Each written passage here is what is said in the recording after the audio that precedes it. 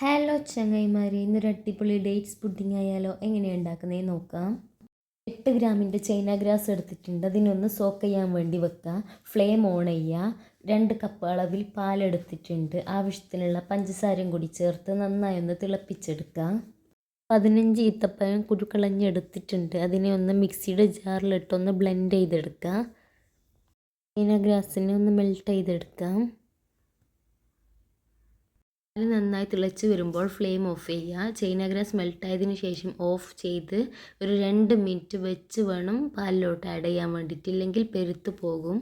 അടുപ്പൊന്ന് മാറ്റിയതിന് ശേഷം നമുക്ക് ഡേറ്റ്സ് മിക്സ് ആഡ് ചെയ്ത് കൊടുക്കുക. എന്നിട്ട് ഒരു പുഡിംഗ് ട്രേയിലോട്ട് ഒഴിച്ചു കൊടുക്കുക.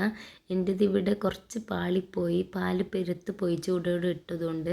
നിങ്ങളതുപോലെയല്ല, കുറച്ച് തണുക്കാൻ വേണ്ടി വെച്ച് വേണം ആഡ് ചെയ്യാൻ വേണ്ടിയിട്ട്. അങ്ങനെ നല്ല അടിപൊളി ഡേറ്റ്സ് പുഡിംഗ് ഇവിടെ റെഡി ആയിട്ടുണ്ട്. എല്ലാവരും ഒന്ന് ട്രൈ ചെയ്ത് നോക്കുക. വീഡിയോ ഇഷ്ടപ്പെട്ടെന്ന് വിചാരിക്കുന്നു. ഇനിയും നല്ല വീഡിയോസുമായി ഞാൻ നിങ്ങളുടെ മുന്നിൽ വരുന്നതായിരിക്കും. Bye bye.